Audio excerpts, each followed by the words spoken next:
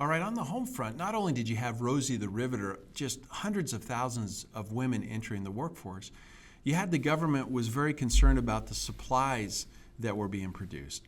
And so they instituted something called rationing. Now, what was going on was many people were making really quite a bit of money. We were just coming out of the Great Depression of the 1930s. And these wartime jobs, they really did pay very well. Now, you've got the soldiers, they're off fighting. Of course, they're getting paid, not a lot, but they're getting paid for what they're doing. And then you have people back home who weren't working before, but now they are working, so they have a paycheck. So really, families were making quite a bit of money, much more money than they had in the previous years. A concern the government would have is that people would then go out and start chasing all these products with the money that they had, and that would cause prices to rise. The concern was, hey, let's not have inflation. We don't want to be dealing with inflation while we're fighting a war in Asia and a war in Europe.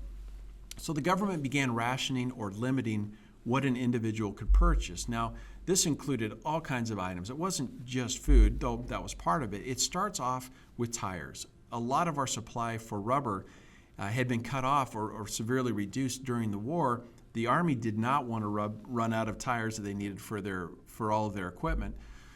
And a really good way of reducing how many tires you could buy was reducing how much you could drive. So gas was also rationed as well. Sugar was rationed. It was very common for families to run out of sugar. And can you imagine today running out of sugar? Oh my goodness, we'd be in a world of hurt. Almost everything we eat anymore from the store has some kind of sugar in it.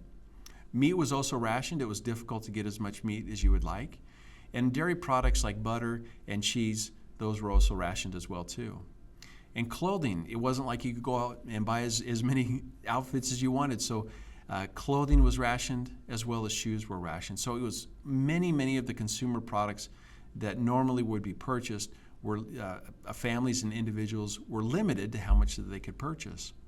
Now, to help deal with some of this, the government encouraged people to plant victory gardens. Now, this had been done in World War I, but it was very huge in World War II. Americans were encouraged to grow their own vegetables and to grow their own fruit as well too. And by 1945, 20 million victory gardens were planted and they were producing food.